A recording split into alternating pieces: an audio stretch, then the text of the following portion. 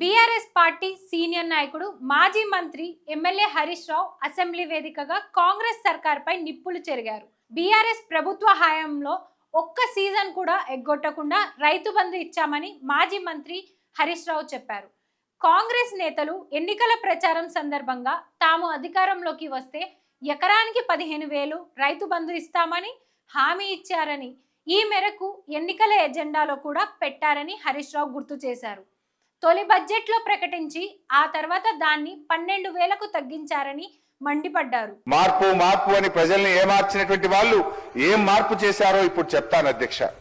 Vote on account budget book అధ్యక్ష 2024-25 బట్టి గారు ఏం చెప్పారంటే అధ్యక్ష, పేజ్ నెంబర్ 17 ఓటాన్ అకౌంట్ లో బట్టి గారు ఏమంటారంటే అధ్యక్ష, రైతు భరోసాకు ఏటా ఎకరానికి 15,000 చెల్లించాలన్నది మా ప్రభుత్వ సంకల్పం అన్నారు.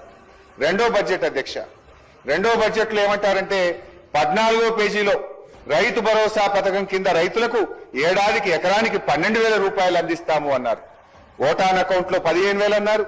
మొదటి బడ్జెట్ లో 15,000 అన్నారు. రెండో బడ్జెట్ కు వచ్చేసరికి ఎకరానికి 12,000 ఇస్తామని చెప్పి బట్టి గారు సెలవిచ్చారు అధ్యక్ష. అంటే ఒక్కొక్క పేజీ తిప్పుతుంటే ఒక్కొక్క 1000 కరిగిపోతా ఉంది అధ్యక్ష. ఒకసారి మేనిఫెస్టోలో కూడా ఏమన్నారో చూద్దాం అధ్యక్ష.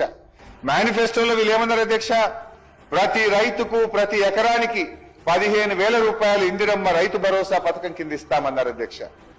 నేను అడుగుతున్న అధ్యక్ష, బట్టి గారు ఇదేనా మీ సంకల్ప బలం? మేనిఫెస్టోలో ఒక మాట, మొదటి బడ్జెట్ లో ఒక మాట, రెండో బడ్జెట్ లో ఒక మాట. అది కూడా ఎట్లయిపోయిందంటే అధ్యక్ష, నాట్లప్పుడు రాదు అధ్యక్ష.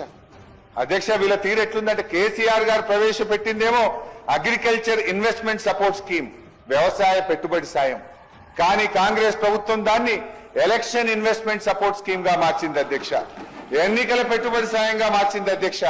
పంట పెట్టుబడి అంటే నాట్లప్పుడో ఎరువులు చల్లేటప్పుడో ఇయ్యాలి అధ్యక్ష. కానీ మీ రాజ్యంలో నాట్లయిపోయి కోతలైపోయి ధాన్యం కల్లాలకు వచ్చిన రైతు ఖాతాల్లో పైసలు పడతలేవు అధ్యక్ష.